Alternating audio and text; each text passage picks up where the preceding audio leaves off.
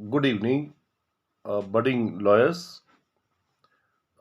Civil law में सभी terms काफ़ी इंट्रिकेट हैं।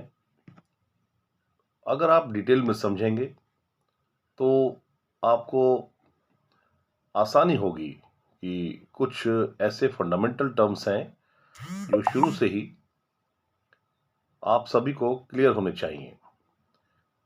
कुछ टर्म्स ऐसे हैं जो कि बहुत इंटरकनेक्टेड हैं, उनको आप बुक्स में, जर्नल्स में, सोशल मीडिया के थ्रू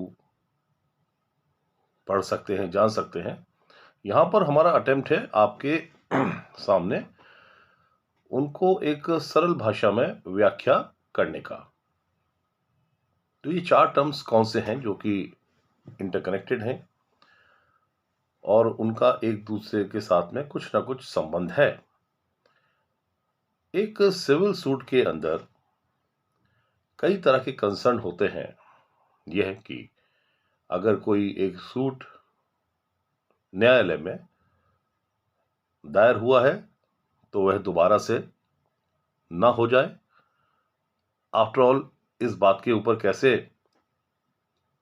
चेक रखा जाए कि एक ही मसला 2 बार एडजुडिकेट ना हो जाए। तो इसी तरह से और कुछ टर्म्स हैं, जैसे कि सबसे पहले रेस जुडिकेटा, जिसको मैंने अभी थोड़ा सा इशारा दिया आपको। दूसरा है एस्टॉपल। तीसरा लिस पेंडेंस और रेस सबजुडिस। इन चारों ही टर्म्स को अलग अलग तरीके से एक सरल भाषा में आप इस तरह से समझ सकते हैं। सबसे पहले रेस जुडिकेटा। ये res judicata is a doctrine basically which restrains a person not to agitate a legal issue second time.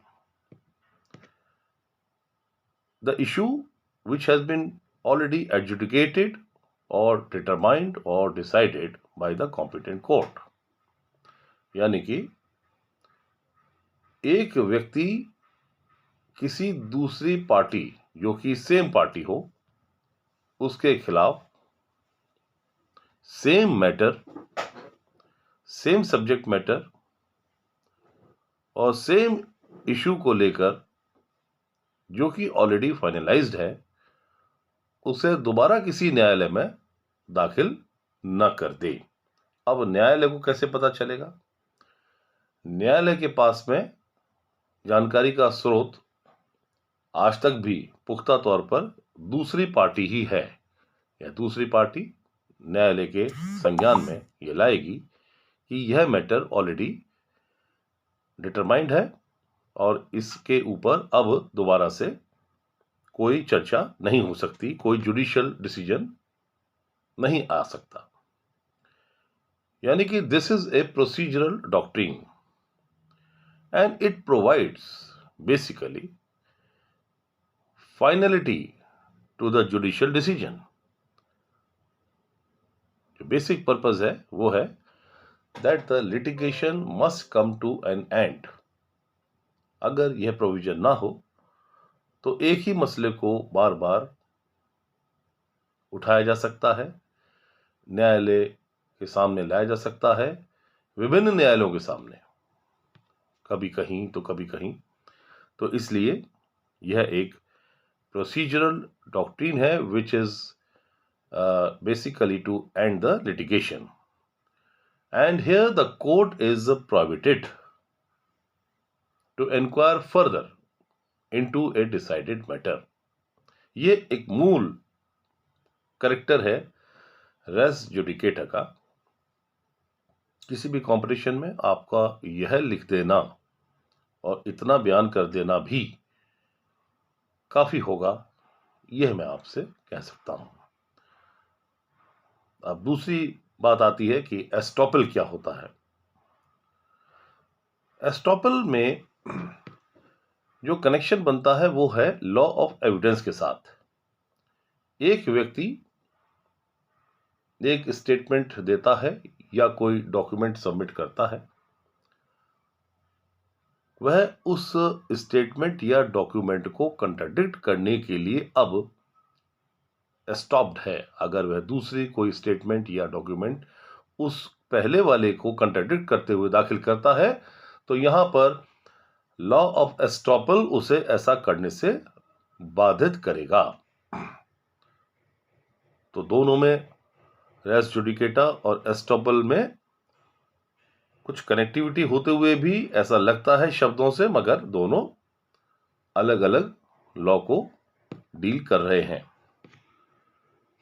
यह एक इक्विटेबल अपॉर्चुनिटी है, या कहना चाहिए कि equitable principle of attending A situation. ये कंट्राडिक्टरी स्टेटमेंट्स या डॉक्यूमेंट्री एविडेंस को रोकने का एक प्रावधान है, और एक तरह से ये किसी कॉज ऑफ एक्शन को क्लोज करता है। बात आती है कि लिस पेंडेंस क्या है। जब कोई मैटर एडजुडिकेट हो रहा है और उस प्रक्रिया में है, तो लिस पेंडेंस का जो प्रिंसिपल है वो कहता है कि nothing should change from the date of commencement of the suit till the end of the suit. The status of the case and related things must not change during pendency.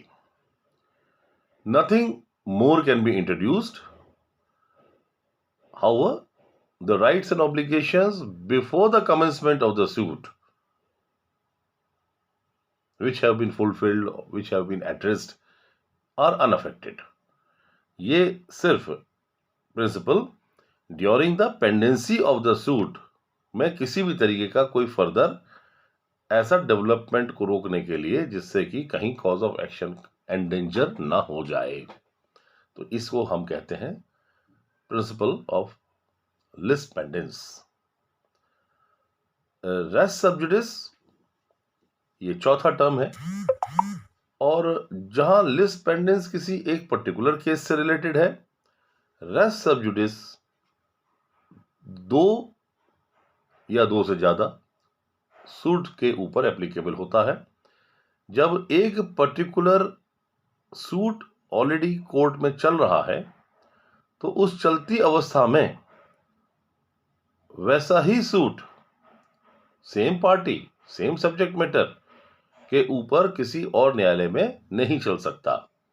यहां थोड़ा सा देखने वाली बात है कि रेस जुडिकेटा और race sub जुडिस में एक सब्टल डिफरेंस है कि रेस जुडिकेटा में मैटर इज कंक्लूडेड और सब जुडिस में मैटर इज कंटिन्यूइंग, और ऐसी अवस्था में कोई भी दूसरा सिमिलर सूट न्यायालय में नहीं जा सकता है। तो यह 4 फंडामेंटल इश्यूज हैं, जो टर्म्स हैं, इंपॉर्टेंट हैं, और एक सरल भाषा में इन्हें समझाने का यह प्रयास है। आज के लिए इतना ही है। धन्यवाद।